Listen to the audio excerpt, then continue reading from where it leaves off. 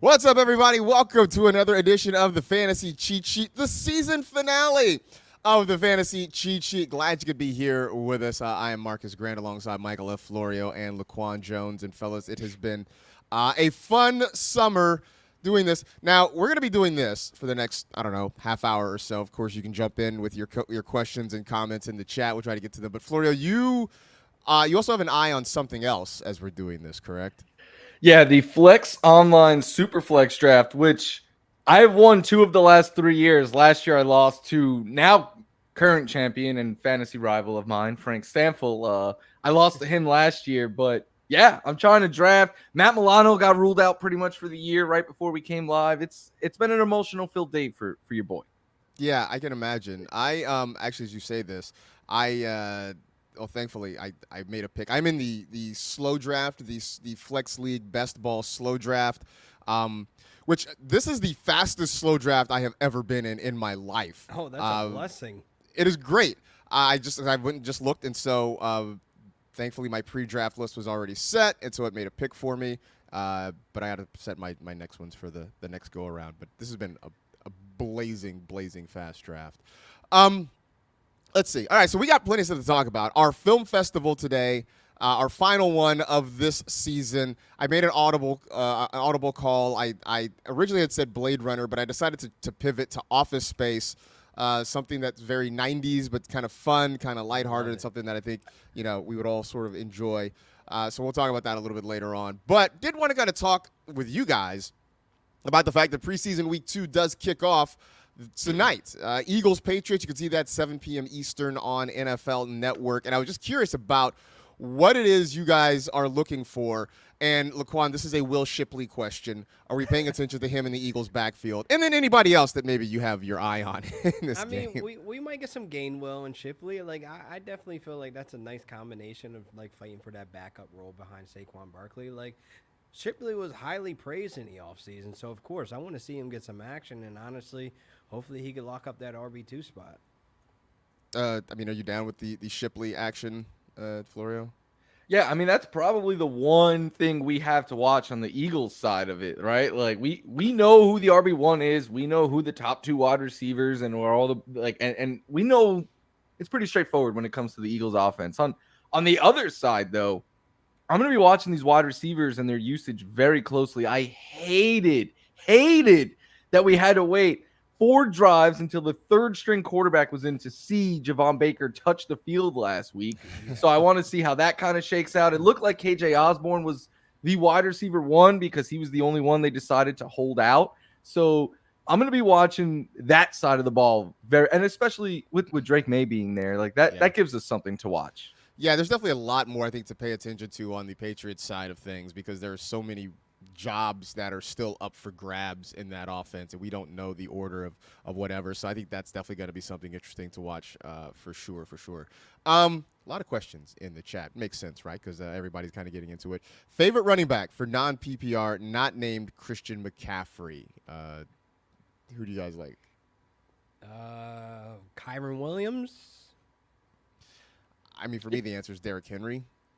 Oh, I was going to say, I don't know if it really changes for me from Breece Hall and Bijan Robinson. Probably not, no. I would say in a non-PPR format, it might favor Breece a little more than Bijan. That's what I was thinking. He'll catch Derrick Henry, though, is a good one. Yeah. I would say Kyron's a close second behind Henry. Because Derrick Henry is just he's a non-PPR running back. Kyron was eating on the ground. He didn't really see that much targets. I mean, I think the Rams were dead last in running back targets last season anyway. Yeah. Checo? Yeah. Checo's another interesting one. At the ground. Yeah. You got to lower, though, like James Cook, Rashad White, those guys. They all take a hit. They take a big hit. Yeah, I mean, so like here's the thing. Najee Harris, much better running back in non-PPR formats than in PPR formats for sure. He's probably the yeah. face of it. Yeah, Actually, he that's a might great be. call. He's He the really might face. be. Would you still rank CD at number 2 in PPR with him not practicing? I ask as I'm second pick and reigning champ. Also, I'm considering reaching for Bijan potentially. I don't know, Florio. That's not a reach to me. I mean, like I'm still cool with CD at number 2. I don't know how you feel, Same. Florio. I said yesterday that like if this is still going on when preseason ends, then maybe I'll change. But if you are someone who isn't of our mindset, and Lawrence Jackson just took Anthony Richardson first overall in the Superflex draft. No surprise. Oh, I mean, God. he's been banging that table. He's been pounding that table for a while. Not a I got my boy Josh Allen third. I am the rest of the show Livid. could whatever could happen. I'm ecstatic right now. Turn up. But what was the question? CD at 2. If you don't want to take CD Lamb, it's easier than ever to pivot because to me, Tyreek Hill and CD Lamb are in a tier of their own at the wide receiver position. Yeah. I mean, again, if we're still talking about this like 10, 11 days from now, then maybe I start to kind of rethink the process. But I think, CD, the Cowboys, they'll figure something out. Come on. He's not going to pull Le'Veon Bell. I don't think so. He'll pull Zeke. He'll pull the curtain right before Yeah. kickoff. Which, by the way, like, Yeah. have we all gotten Brandon Aiyuk fatigue now? A little bit. I don't want to sound like we were saying this, but we've been saying this. Like the most likely outcome is the 49ers. And even when a dog was reporting that Brandon Aiyuk was going to get traded and stuff, I never once moved Aiyuk, Debo, Kittle, Pickens in my rankings because I was like, until this happens, I don't believe it's going to happen because the incentive for both sides was to come to an agreement, in my opinion. Yeah. No, I'm with you. Like, I've gone through a roller coaster of emotions, mostly as a 49ers fan, but it seems like we're kind of back where we started, where like nothing's going to happen, and Brandon Aiyuk is going to be a 49er in week 1. I did notice though that in best ball drafts, underdog, Debo was going wide receiver 10, and Aiyuk was going like wide receiver 20. I've seen Aiyuk's ADP drop a lot. If His you bought ADP has that come dip, down good for quite you. a bit. Yeah, for sure. It's been amazing. I guess because I just believe that he's not really going anywhere, so I haven't really moved. How does this make you? If he gets a long-term deal, like they're saying, does it make you kind of sad because you know that after this year, like Debo's probably gone? Yeah, a little bit. Although I think I've I've sort of been bracing myself for that, right? Like this could be the last. This could be the last ride with these guys as is. I got a 2-year window for the Rams to go back to the Super Bowl. I just need one of your players to just exit left. Just so you say 2 year because Stafford's got 2 years left. Yeah, is that basically what you're looking at? That's basically what it is. Because after that, it's going to be very hard to be a Rams fan again. I know it's coming. I gotta enjoy it. I just gotta have this smile. Don't worry, Jimmy G's there. Sir. Yeah, man. And the Rams are letting him be himself, whatever that means. No, Sir Jimmy G. If Jimmy G is starting, I will not watch football for the rest of the season. Like I will come here unprepped. Well, yeah, I mean, not if he's not starting, watching. something went really wrong for the Rams, right? Stafford got hurt, or Stafford is playing awfully. Look at it this way: chances are you won't have to see Stetson Bennett as your starting quarterback. That boy threw 4 interceptions, but 1 touchdown, which was the game winner. That's all that right? matters. It was not great. It was not great. But I do love that he got. Look, he threw the game-winning touchdown, so that matters. PPR draft, 8th pick, 12 teams. Which receiver would you choose if somehow Chase, Amon-Ra, and Jefferson all fall to you? I don't know, Laquan. Which of those 3 do you like the most? I like Amon-Ra, believe it or not. I think Yeah. both are handcuffed to some type of quarterback situation where Chase has to deal with, if Burrow's going to stay healthy. It could be that type of season again. And then obviously the situation with Justin Jefferson with Sam Darnold. Yeah. At first I was like all on Jamar Chase, and I still love Jamar Chase, but I'm starting to come around that I think I'd rather have Amon-Ra than Chase. Like he's getting moved up. Like I've been seeing him kind of just slowly but surely getting picked right before these two guys, and like it's not a bad move. Like I won't sit there and be mad if somebody did that in their drafts coming up. Yeah. I don't know, Jefferson is last of that for me. Yeah, Absolutely. I think so. I think so too. Crazy how things can change. Let's see. 12-team full PPR. Who would you choose for RB2? Tony Pollard, Javonte Williams, or Tulare Spears? Tyjae Spears. Shout out to Tulare County, though. I was about to say, wait, what? Tajay. There's a Tulare County in Central California. I'm guessing that maybe I'm guessing only I guess the you could get autocorrect. that. I guess the autocorrect might have sabotaged Joey here, but I know who he's talking about. Tyjae Spears. I don't know. I'm still a Tyjae Spears stan. I think he is going to challenge Pollard for that RB1 job in Tennessee. Definitely challenge for sure. I'm surprised you didn't say Javonte Williams, but you probably finally let it go. I haven't fully let it go. There is a part of me that The last string might send a late night like you up text or something like that. Like, hey, big head. hey man, what's going on? Like see something like that. Like I haven't fully let, because I keep seeing and reading things that kind of have me sort of back in on. I mean, he would be the one to prove all of us wrong because we've been doubting him these last 2 seasons and it paid off. Now it's like, watch this. Watch me turn up. He's also just been in a terrible situation. I mean, yeah, the offense has not been good. The coaching situation has been kind of a mess. It's just Melvin Gordon was such a thorn. He's a couple years removed from the ACL injury now, so I don't know. There it is. I'm in an 8-person PPR league. Would you take Gibbs or Marvin Harrison if they're both available in the second round? I'm going to target JT. I would take Gibbs just because you get JT and then you get a pass-catching running back in Jahmyr Gibbs. Touchdown upside's higher. Yeah, I love that. In an 8-team, I would almost always go with at least one wide receiver, but in an 8-teamer, you're going to get great wide receivers either way. Yeah. Wide receiver deep. 12-team drafts, it's hard to find wide receivers. Flora, you and I were in a mock draft with the great Scott Engel last night, and oh boy, were we! That was a wild draft. That was a wild mock, man, because like wide receivers just kept flying off the board. Also, I was sniped by Matt Hasselbeck multiple times in that draft. At least 3 times. He literally took the guy that was at the top of my queue right ahead of me. It was the Woat. Yeah, that happened to me multiple times as well. I'm on the clock right now. Okay. I could take Puka Nacua, who is my highest rated wide receiver. I already have Josh Allen and A.J. Brown, but Kyron Williams, Henry, Pacheco are there. I know where you're going. I know who you want to get. I think Kyron is, or not Kyron. Puka, I think Puka might be the move. That's what I'm thinking. Like, I really feel like Puka is kind of like there staring you in the face. Like, pick me. Yeah, I think Puka's the move. I mean, unless you feel like Josh Allen, A.J. Brown, Puka. That's a solid start because you can still get yourself. Here's the thing: you can still likely find yourself. I don't know. Maybe James Cook is there, but maybe you can find a pass-catching running back somewhere in the next couple of rounds. James Conner. James Conner. Jalen Warren. I guess if you still believe in Alvin Kamara a little bit, he's still going to be there. Such a value on him. I don't care what anybody says. It's just, I think he's basically paying a David Carr or a Derek Carr penalty. It's the PPR cheat code. All those targets and no yards. That's all I want, baby. Oh man, I mean he really is going to.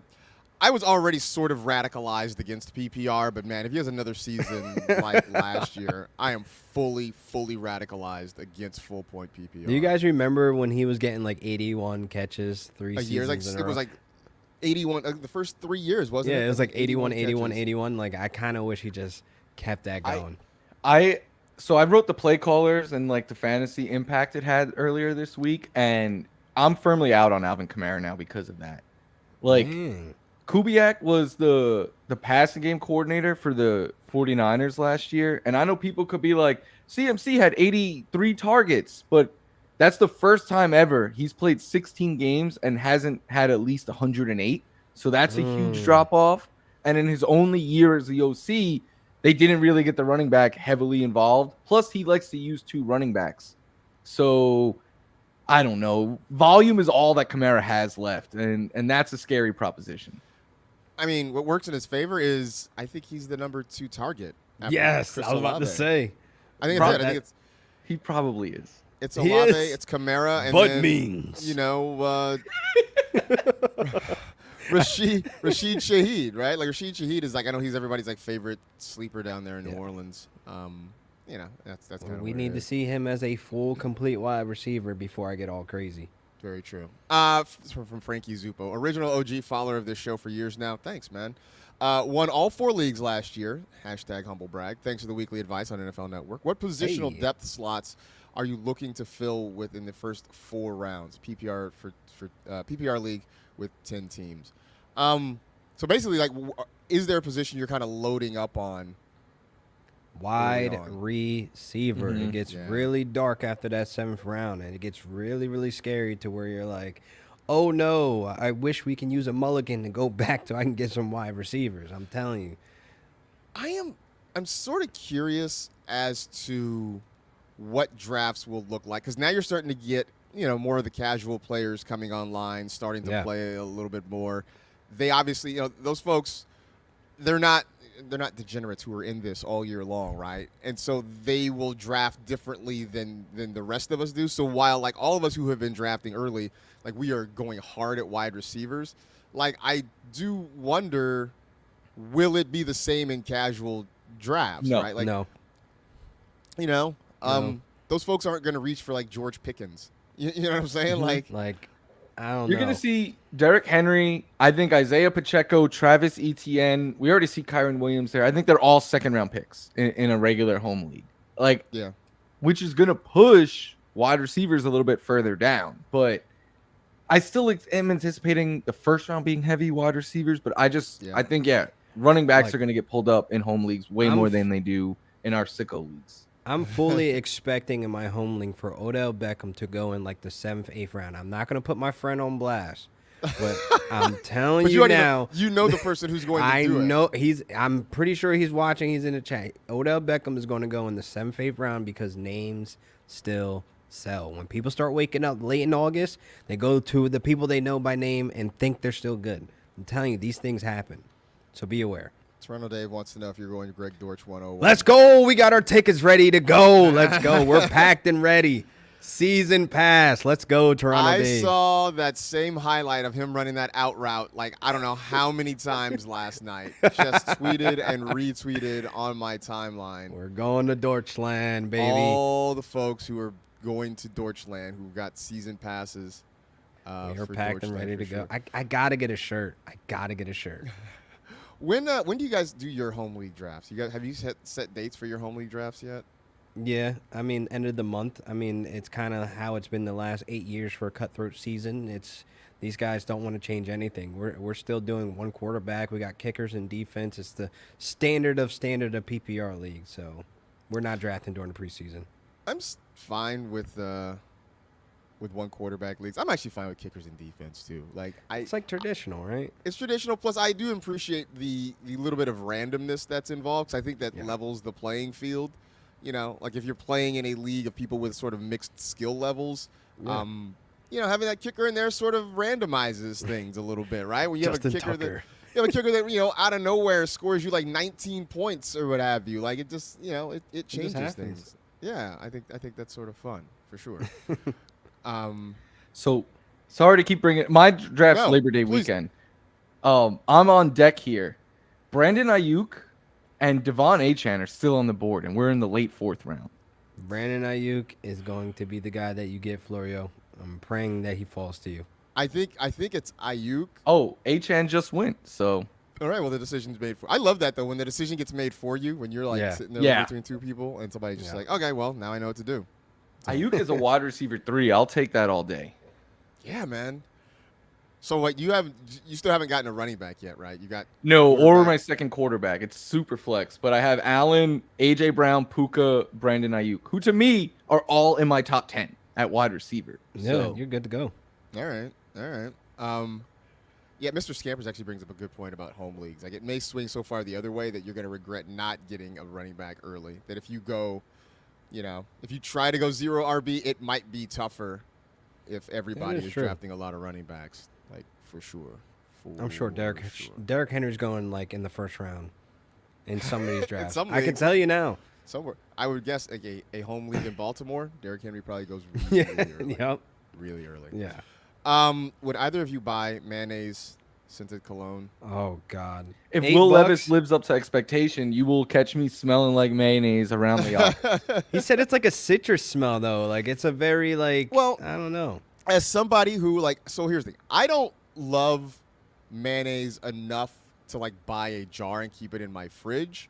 But every now and then, if I cook something that calls for mayonnaise, I've learned to make my own, just to make a small batch of it. And it does, like, lemon juice, citrus is a big part of it. I will say that maybe I'm biased because it's mine, but I think the homemade, freshly made stuff is way better than the stuff in a jar. Processed foods. Yeah. Got you. It's just better.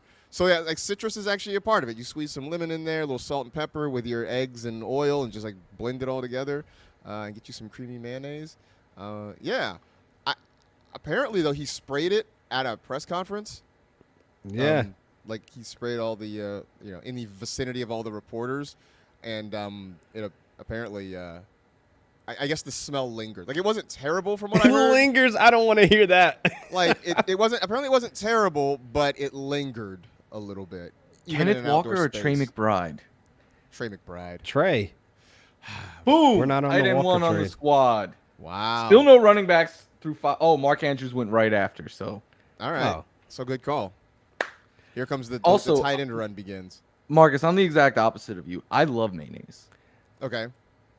Like I'll put it on a lot of stuff. I don't Why? hate it. I just don't love it. Like, and I don't eat It it enough tastes to good. buy it. On what though? I need to hear what you put it on. So I'm not like a weirdo who will like put it on stuff that it doesn't belong on, but like any Sandwiches, sandwich, burgers. yeah. Oh, mayo Things and that ketchup were with, like okay. with French No. fries or on a burger or something like that. With Ooh. French fries, what are you, like a European? What's wrong with you? Not raw, but like if you mix it with ketchup, Oh, got it. Okay. Got that's a I feel like nice- going to yeah. Louis Burger now for some reason. All right. I don't Do you know. guys like dipping French fries in vinegar? No.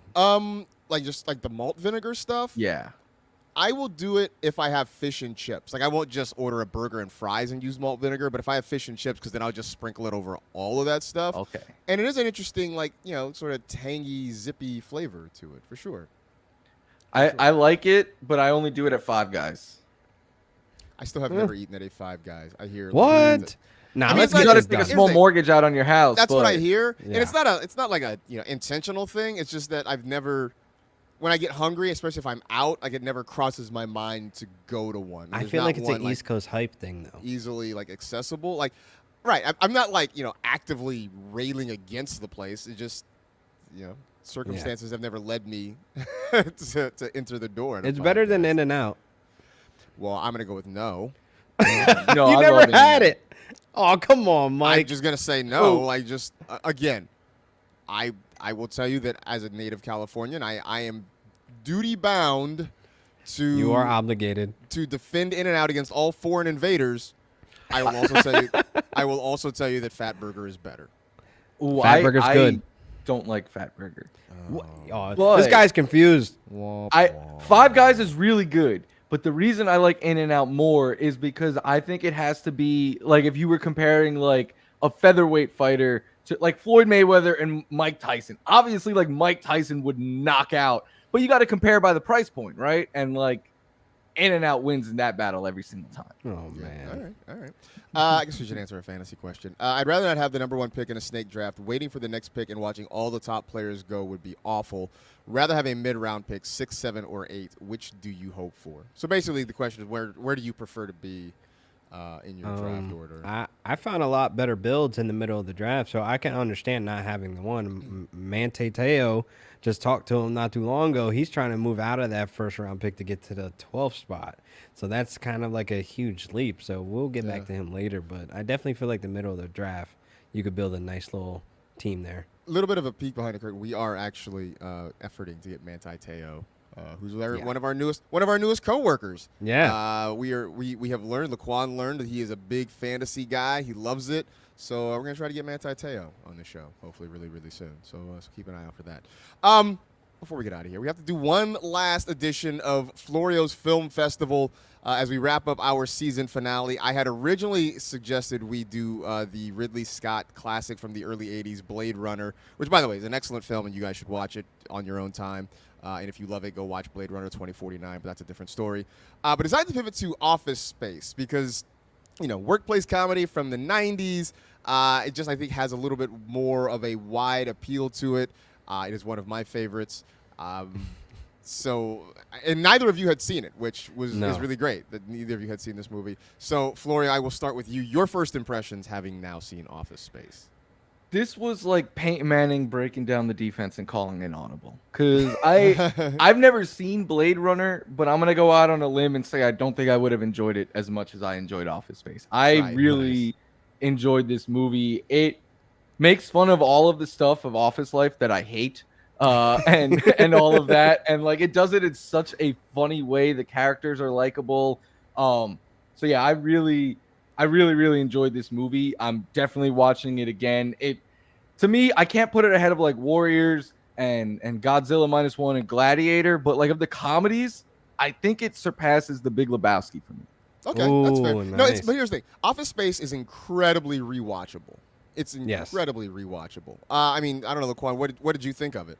My favorite character is Lawrence. Like, he needed more scenes. Like, hey, I love Lawrence. Man.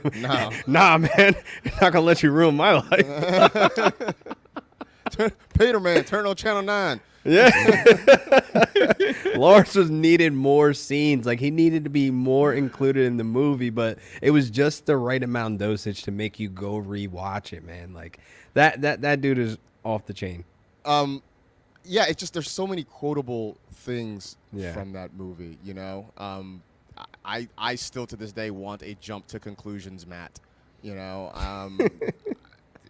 are some conclusions and you can jump to them. Yes. Stuff like that.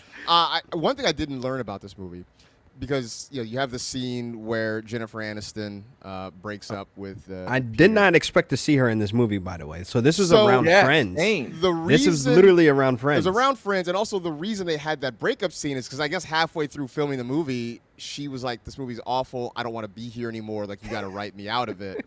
Like, this movie's never gonna do anything. It's never gonna be anything." So she wanted to kind of get written out of it. So they wrote that breakup scene. And that got her free. And now here it is. It's a cult classic that has endured for 20 Come on. years. But, yeah, man, it's a fun movie. And I feel like at some point we have all felt like, probably Peter, I don't want to come to work today. Mm-hmm. Every day you see me is the worst day of my life, which means you see me.